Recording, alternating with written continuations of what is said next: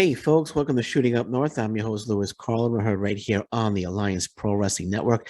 Thank you so much for joining me today. Before we get started, I have a couple of names here I want to give a shout out to our newest subscribers to the Alliance Pro Wrestling Network YouTube channel.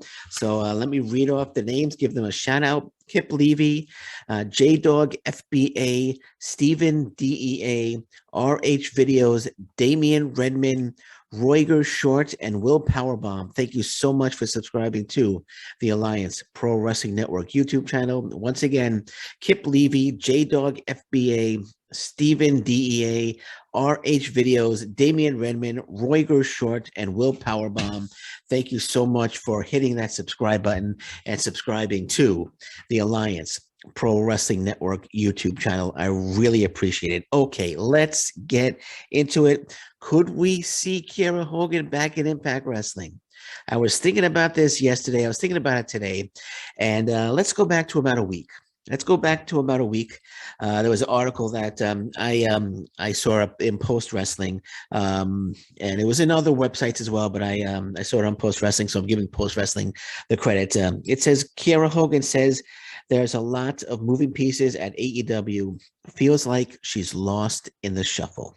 So Kiera Hogan feels like she's lost in the shuffle at AEW. Now, I thought that I had read somewhere that Kiera Hogan was in fact under contract with AEW, but apparently I was reading today, and I think it was PW Insider that confirmed that the contract is not exclusive. And I was wondering, we didn't see a Kiera Hogan is All Elite graphic ever produced or ever shown on AEW social media.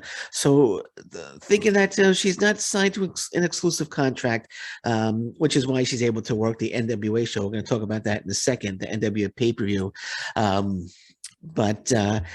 So she's not, I think if she was signed to AEW, she would have gotten the graphic like Lee Moriarty got, like Daniel Garcia got. But let's just say that she's signed to some sort of agreement with AEW, not an official contract, and not an exclusive contract, an exclusive agreement.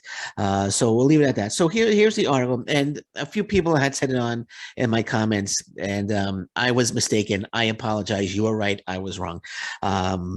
So let's read some of this this article here.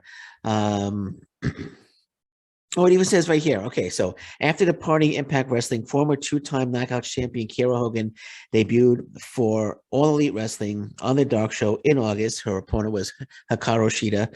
Kiera Hogan lost. Kiera had worked a couple of AEW shows since then and a dark taping at Universal Studios. Excalibur said that she is signed to AEW. It was later clarified by PW Insider that Hogan is not under an exclusive deal, which I just alluded to.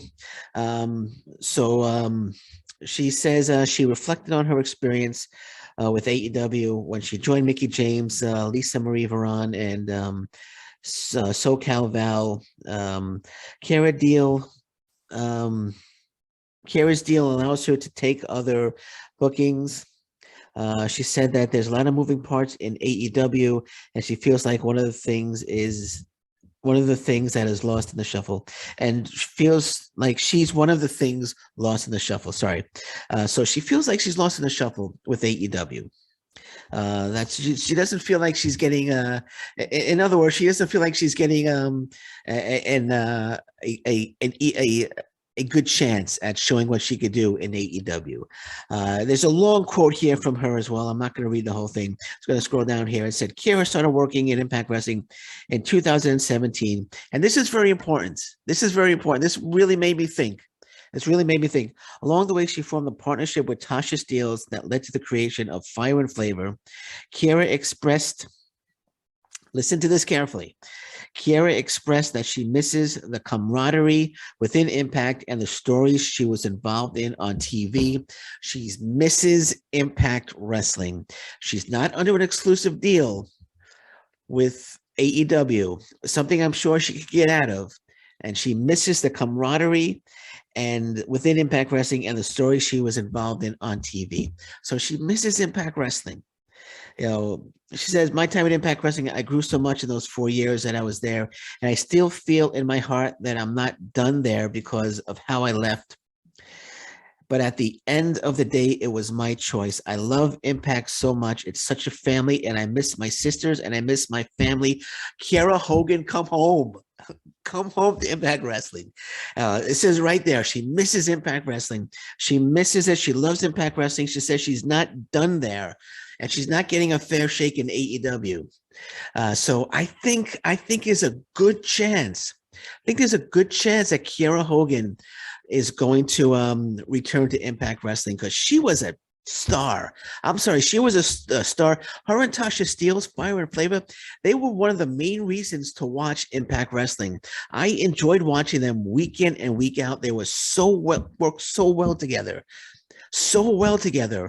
Fire and Flavor, and they were the inaugural, well, not the inaugural, but when they brought the Knockouts tag team titles back, they were the first champions. They held the titles, and they were 2-time champions actually, and they deserved every bit of that run as tag team champions because they were one of the best things in Impact Wrestling. Nothing against Savannah Evans.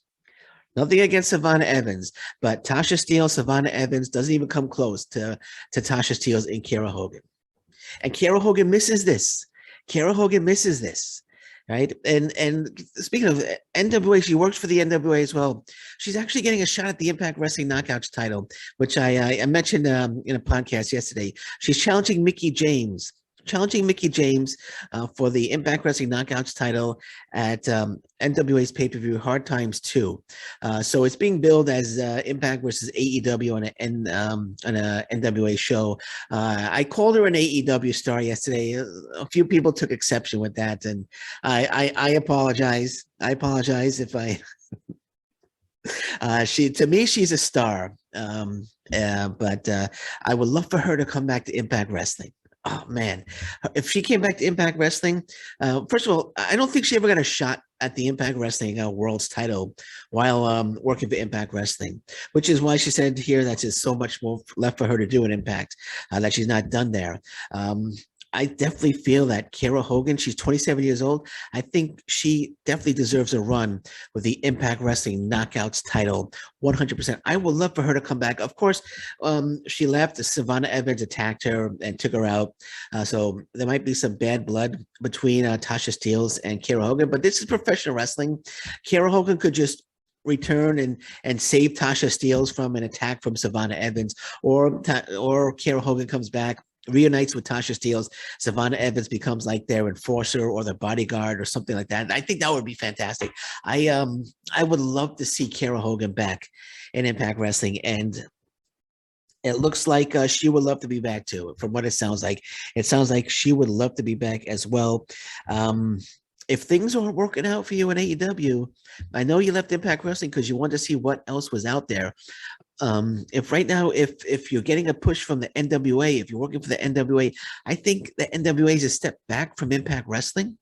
I know you want to be successful in AEW, but if you're getting lost in the shuffle, if they're not using you properly, if they're keeping you back, if they're holding you down at AEW, that contract, as per PW Insider, is not exclusive. It's not exclusive. You could probably get out of it, and you could return to Impact Wrestling, where you belong, in my opinion. Of course, there's always NXT, but I think NXT and the WWE are poison right now. I don't think anybody wants to go there because there's no guarantee that you're gonna sign a contract and a month later you could be released. So I think people are kind of staying away. They're kind of reluctant from signing with NXT and WWE right now. In my opinion, I don't think she would want to do that, but I would love for her just to come back to Impact Wrestling. I was so sad when she left. I was so sad when she left because I knew that was the end of Fire and Flavor. And I hope she comes back. I hope she comes back to Impact Wrestling. There's a lot more. There are more challenges for her there. You now have Masha Slamovich. You have Lady Frost is there now. There's a lot of this. Mercedes Martinez is there now. So there's a lot of fresh challenges there for Kiera Hogan. So Kiera Hogan, please come back to Impact Wrestling. Please come back to Impact Wrestling. She's so talented. Kiera Hogan is so talented, and she's going to be a star. I mean, if AEW really gave her a shot, she would be a star for AEW. But it doesn't appear that that's going to happen at this moment. So, I mean, if she comes back to Impact Wrestling, they should put her in contention for the Impact Wrestling Knockout Championship immediately, just immediately. So hopefully, she's we'll see her back in Impact Wrestling too. I don't know. This is just me talking. Let me get rid of that. There's something pop up there. There we go. Sorry, you had a little pop up there. I had to get rid of it. It was blocking my cute little face. But you probably couldn't see it, but I saw it on my computer. But yeah, I would love Kiera Hogan to come back to Impact Wrestling again. She's a big star, 27 years old, so talented, and I think she's gonna get better and better. And I would love to see her come back to Impact Wrestling. And what if? Just think about this. This probably won't happen, but what if Kiera Hogan defeats Mickie James and becomes the Impact Wrestling Knockouts champion? That would be great, and then she brings the title back to Impact Wrestling. That would be a great return for Impact Wrestling for her to come back as the Impact Wrestling World Champion, Impact Wrestling Knockouts World Champion, I should say. I'm sorry, but that's unlikely. I think Mickie James is going to drop it to Deonna Purrazzo down the road. But again, she wants to be back. I think everybody watching right now wants her back, and hopefully Kiera Hogan will be back in Impact Wrestling. Hopefully this year. I'm sure Scott D'Amore would love to have her back. I'm sure they really were sad to see her go, and I'm sure the door is wide open for her if she wants to return to Impact Wrestling. So hopefully we'll get that return very soon from Kiera Hogan. Okay. Meanwhile, Ric Flair. Let's talk about Ric Flair. Ric Flair is claiming that an Israeli pro wrestling promotion offered him $100,000 to have a match against Sammy Guevara of AEW. Okay, first things first. Here it says Flair told the host Mark Madden on his podcast, "There's a promoter in Israel that wants me to wrestle your buddy Sammy Guevara in Israel. I said $100,000 and first 2 class tickets, and I'm there, 50% up front and 50% after I beat Sammy." Okay, first of all, who is this Israeli promoter? Okay, what's his name and what promotion? Who's his name and what's his promotion? That's going to offer you $100,000, a 72-year-old man to wrestle Sammy Guevara, who's, I don't even think he's 30 yet. So he might not even be 25 yet. Offer you $100,000 to wrestle Sammy Guevara in Israel and why Sammy Guevara? That's a little confusing. What is this Israeli, this so-called Israeli promoter going to offer Ric Flair $100,000, and why does he want to match him up with Sammy Guevara? I mean, no disrespect to Ric Flair, absolute legend of professional wrestling. We all know that, one of the greatest of all time. I grew up watching Ric Flair, Dusty Rhodes, Ric Flair, Nikita Koloff. Ric Flair, one of the absolute best, greatest of all time. The legendary status, above legendary status of professional wrestling. But you're 72 years old. Okay, you're 72 years old. I think it's time just to stop thinking about getting in the ring. That's my opinion. I mean, I know in AAA he got involved in a match with Andrade, and he I forgot who he was wrestling. I think it was might have been Kenny Omega, and then Ric Flair kind of got involved through a punch, put on a figure. Okay, you want to do that? That's fine, but I think you shouldn't be thinking about getting in the ring. If you want to get back in the ring with like say a Hulk Hogan, or maybe you want to have a exhibition against Sting or something like that, but not Sammy Guevara. And well, it's not him. It's the Israeli pro. And like, is wrestling big in Israel? I'm sorry. Is there a major promotion in Israel that they could shell out $100,000 to Ric Flair to wrestle, and how much are they going to pay Sammy Guevara for that? I've never heard of any Israeli. I'm going to have to look it up. I should have looked it up before I came on the podcast. I've never, not familiar with any Israeli promotion that's highly that's highly successful that they could shell out $100,000. And I know there was some. I think in Qatar, there's a wrestling promotion, and which is kind of big, and they have major money. So I don't know. Maybe this is a multi billionaire in Israel, and he wants to put on a wrestling show, and he's offering Ric Flair 100,000. But Ric Flair, don't get back in the ring. Yeah, especially against him. What are you going to be able to hang with Sammy Guevara? Are you going to be able to keep up the pace with Sammy Guevara? Are you going to be able to take some of those 450 or 630 splashes from Sammy Guevara? I mean, if Sammy Guevara puts you on a table and he decides to 450 splash you through a table, are you going to be able to take that? No, I think it's just. I know he mentioned that he wants to have one more in-ring run, but I think it's time. I think it's time, Ric Flair. You know, you have legendary status in professional wrestling. Let's just keep it like that. I mean, Ric Flair said, "If I'm going to die, I'm going to die in the ring." I don't want you to die. I don't want you to die, Ric Flair. I want you to live. I want you to live for a very, very long time. You know, I know you're 72. I want you to be around for a long, long time because you're one of the greatest of all times. But I don't think you should be stepping in the ring with Sammy Guevara, and I don't. I wish he named the promotion. This promoter shouldn't be toying with the idea of having Ric Flair go one-on-one with Sammy Guevara, and and we'll leave it at that. I know he wants to sign with AEW. He's been doing a lot of AEW. I don't want to say the word ass kissing, but ass kissing lately. So who knows? We'll see if Ric Flair eventually joins AEW. But I think Sammy Guevara might have responded to him. Oh yeah, there was a tweet. So it said, like I said, I'm going to die. It's either going to be next to my hot wife or in the ring next to Sammy Guevara, preparing for one or the other. Woo! And so he actually wrote out the word woo. So Sammy Guevara responds to the tweet by saying "Wrestling God versus Spanish God." How about you guys just sit down and talk about, and maybe Ric Flair could just tell Sammy Guevara a few old school stories. How about just that? They could have like a instead of a match, Ric Flair and Sammy Guevara could go on a speaking tour where we get to watch.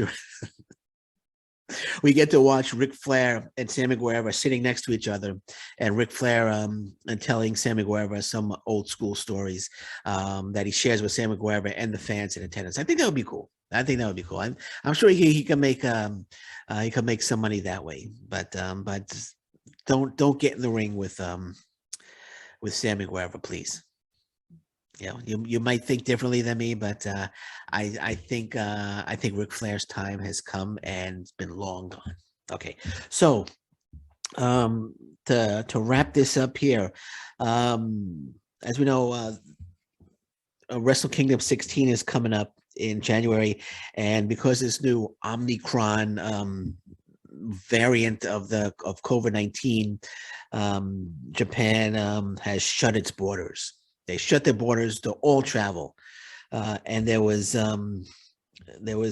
people. We were getting a little nervous. Well, a lot of wrestling fans and Will Ospreay were wondering whether or not Will Ospreay, who is scheduled to be on night 2 in the main event, either against Kazuchika Okada or Shingo Takagi for the IWGP Heavyweight Championship, was scheduled to be there, but there was thinking that maybe Will Ospreay won't be able to make it because of Japan shutting down the borders. But it says here in an interview with Tokyo Sports, New Japan Pro Wrestling president stated that new travel restrictions implemented in Japan due to the COVID-19 Omicron variant will not apply to talent that already have visas.